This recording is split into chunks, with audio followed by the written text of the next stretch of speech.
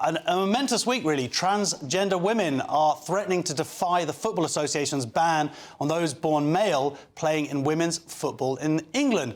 The rule change, which comes into force on June the 1st, follows last month's Supreme Court ruling on single-sex spaces.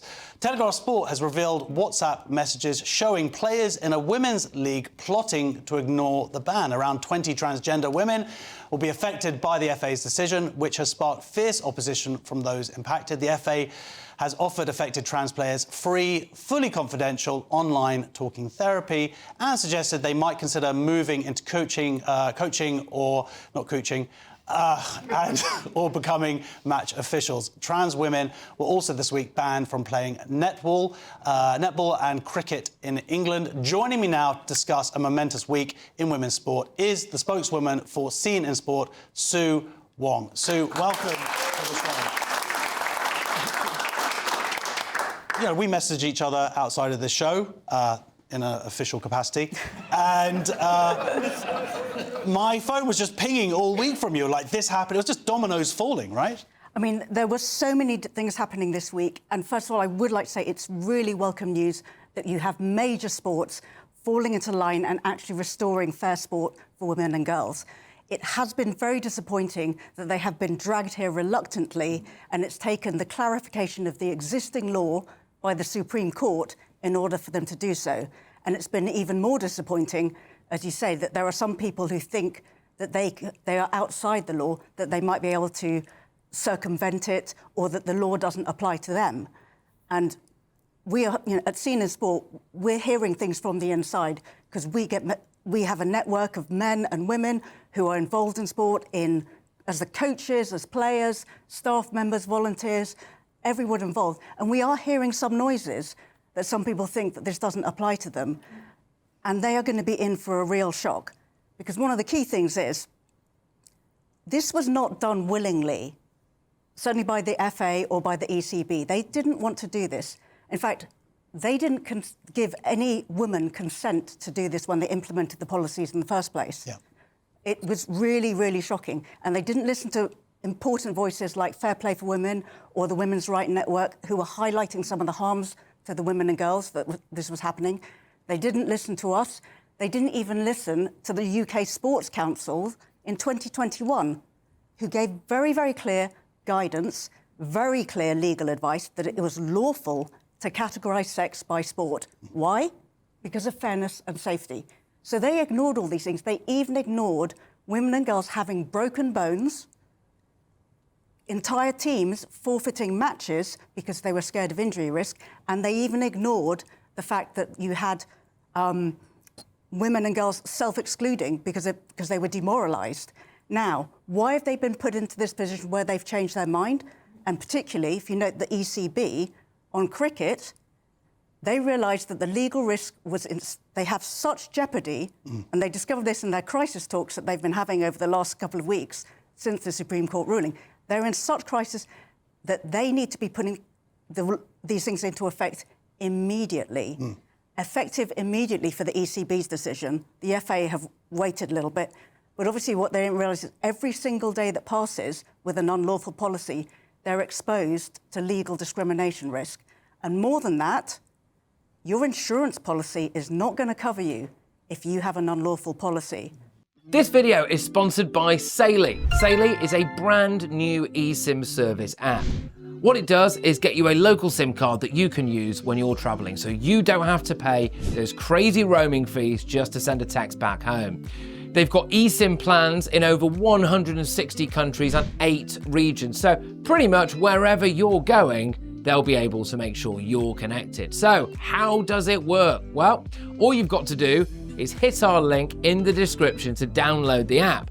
It will work on iOS or Android. Buy a plan, you can choose the best time frame for you, and then just install the eSIM on your phone. When you land at your holiday destination, you can activate your plan instantly.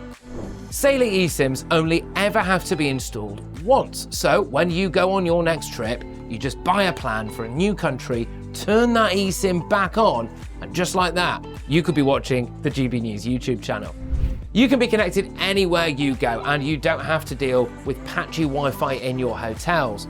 So get sorted for your next trip by downloading Saily using the link in the description below, and if you use our code NEWS at checkout, you'll get an exclusive 15% discount on us. Yeah, well, it'd be interesting to see how that works historically, of course, because what the Supreme Court, the ruling found that it just clarified the law as it already was. So this isn't that it comes into effect today or June the 1st or whatever the FA is saying. It's been in effect since the Equality Act 2010 was passed. Exactly. So this has been the law for years, and you're hearing some noises of people saying, oh, well, now we need some clarification, or this doesn't come into effect yet. That is a complete misunderstanding. The law has been there since 2010. It's still in place. And if your policy is unlawful, you are going to be in a lot of trouble. And the thing is, I understand that there is some concern and people saying, oh, OK, how can we support these people? Because it is a big change. And I agree, you've got to have sympathy. Some of these people have been lied to. However, it is not right, and it's definitely not kind to encourage somebody to break the law. Nobody's got a right to be in an opposite-sex changing room or in an opposite-sex sport. Because fundamentally, right now, and all governing bodies need to understand this and change their policies immediately, and clubs, and if you're at sport in a leadership position at any level, you have to change this right now. Well, it's catching up with what anybody with eyes can see. I mean, that's the insane thing about it. And when the FA released its statement this week, I just want to read a line for it. We understand that this will be difficult for people who simply want to play the game they love in the gender by which they identify. Well, of course, they don't mention anywhere within that statement anything about women who have no choice but to compete in their same-sex sport, and anything to do with fairness or inclusion.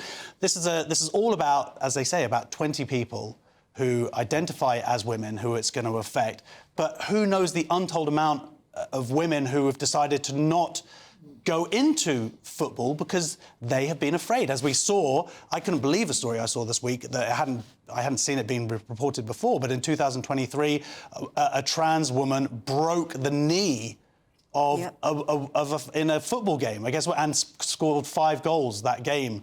It's just so unfair. As you say, fairness and safety. Yeah, but it's also consent. Consent is the key thing, because if you have a mixed-sex category, women are consenting to that. But if it says women, if it says female, this is a single-sex thing. And I think it was Naomi Cunningham, the lawyer, put it brilliantly. It's like if you advertise a nut-free meal, there cannot be a single nut in there.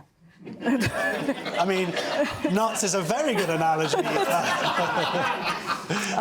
So it's interesting that it was the FA who kind of broke ranks first. I mean, look, there are other sports along the way who absolutely have finally come to realise common sense and the way the law really was, even before the Supreme Court coming through. But there were certain sports that seemed to be holding fast, that seemed to be very much captured by gender ideology.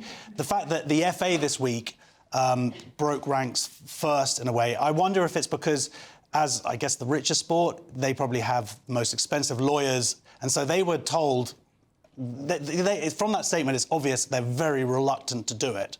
Absolutely. And all the other sports, including, as you say, cricket, which have been keeping their head down and being very resistant for years now, they must have gone, well, if the FA, if their lawyers are saying it, we are really I'm going to swear.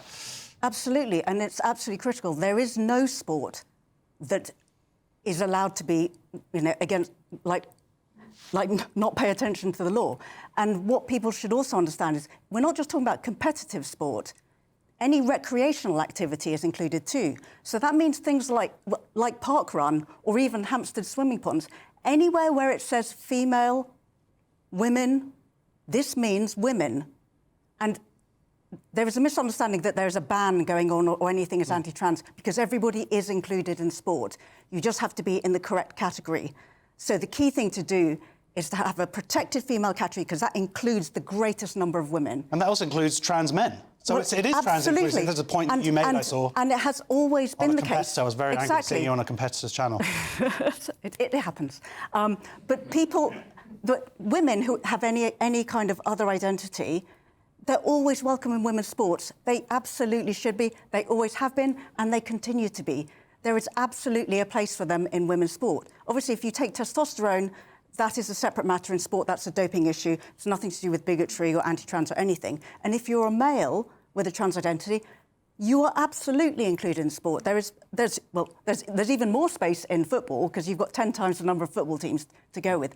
But what this means is that sports governing bodies should now do what they should have always done from the start, and that is made the game more inclusive to everyone, but in the correct sex categories, but to have males welcoming gender non-conforming males, males with any other identity into their game, creating more mixed-sex opportunities and more open categories. That's the way to have maximum inclusion and fairness, and everybody has their place in sport.